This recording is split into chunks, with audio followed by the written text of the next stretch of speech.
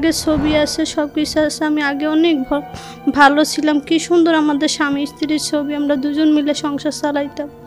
ঢাকা শহরে আইসি, আমাদের জায়গা জমি নাই, দুই জামাই মিলে একটা সংসার সাজানোর জন্য আইসি, যে বাচ্চাদের জন্য কাম করে একটু জায়গা জমিন করবো।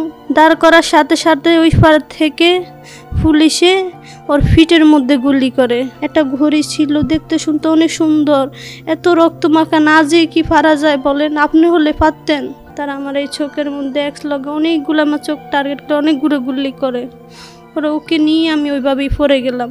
আমার এই চোখটা পুরো চলে গেছে। ডাক্তার আজকে বললো যে 6 মাস টাইম আছে, 6 মাসের পরে এই চোখে আমার আলগা চোখ বসানো লাগবে।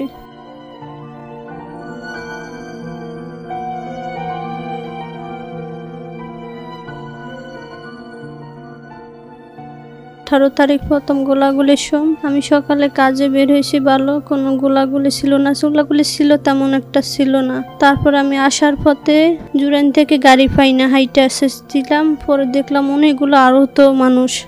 সাইডে যারা ছিল তাদেরকে দৌড়লাম টরলাম, কিন্তু ব্রিজের নিচে একটা ছেঁড়া, আপনাদের মতনই গলায় একটা বের ছিল সবুজ কালারের, আর 2 চোখ দিয়ে রক্ত বের হইতেছিল, সাদা প্যান্টটা লাল হয়ে গেছিল। আমাকে এই সাইড চোখ থেকে মনে হয় দেখছে, আমাকে এভাবে ইশারা দিয়ে ডাক দিল।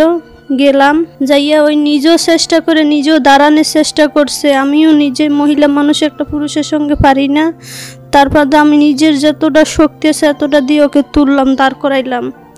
ওই নিজেও দাঁড়াইলো। দাঁড়ানোর পরে দাঁড় করার সাথে সাথে ওই পার থেকে পুলিশে ওর ফিটের মধ্যে গুলি করে। কয়েকটা গুলি করার পর ও মাগো কই আমার এই কান্দে ফুইরা যায়। ফুইরা যাওয়ার পরে আমি তাকাই, ওই পুলিশদের দিকে তাকাই। তাকানোর পরে তারা আমার এই চোখের মধ্যে একলগে অনেকগুলো, আমার চোখ টার্গেট করে অনেকগুলো গুলি করে। ওরা ওকে নিয়ে আমি ওইভাবেই পড়ে গেলাম। পড়ে গিয়ে আমার এই মাথাটা আঘাত খেয়ে আমার এই চোখটা সমস্যা হয়েছে।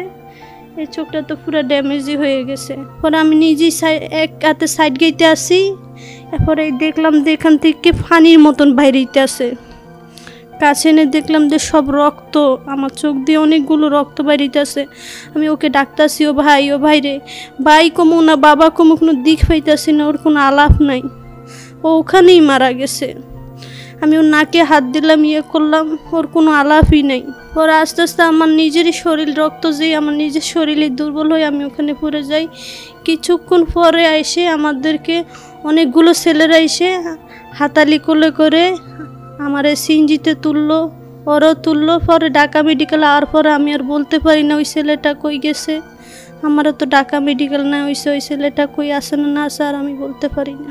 আমার এই চোখটা পুরো চলে গেছে। ডাক্তার আজকে বললো যে 6 মাস টাইম আছে, 6 মাসের পরে এই চোখে আমার আলগা চোখ বসানো লাগবে মনি। পরে আমি এবার জিজ্ঞেস করলাম স্যার হেতে কোনো টাকা পয়সা লাগবে কি না। আমাদেরকে এক স্টুডেন্ট ভাই ফোন দিয়ে বলছে টাকা পয়সা লাগলে আমাদেরকে জানাইবেন। পরে উনি বলছে না, প্রতিপক্ষ বলছে কোনো টাকা পয়সা লাগবে না, আমরা চোখ পাওয়ার চেষ্টা করতেছি, যদি চোখ পাই আমরা চোখ লাগাই দিব। আমার আগে ছবি আছে, সব কিছু আছে। আমি আগে অনেক ভালো ছিলাম, কি সুন্দর আমাদের স্বামী স্ত্রীর ছবি, আমরা দুজন মিলে সংসার চালাইতাম। ঢাকা শহরে আইসি, আমাদের জায়গা জমি নাই, দুই জামাই মিলে একটা সংসার সাজানোর জন্য আইসি, যে বাচ্চাদের জন্য কাম করে একটু জায়গা জমিন করবো। একজন বুকের দুধ খায় দিকে ভাই আমি রাখতে পারি না, মনে করেন আইসে চোখ ধরে, কতক্ষণ পর আইসে, বুঝেন তো ছোট মানুষ, ওর কারণে আমার আবার তাড়াতাড়ি আউন লাগছে। আমার চোখ ধরে টান মাছের আমার শিলি বের হয়ে গেছিল।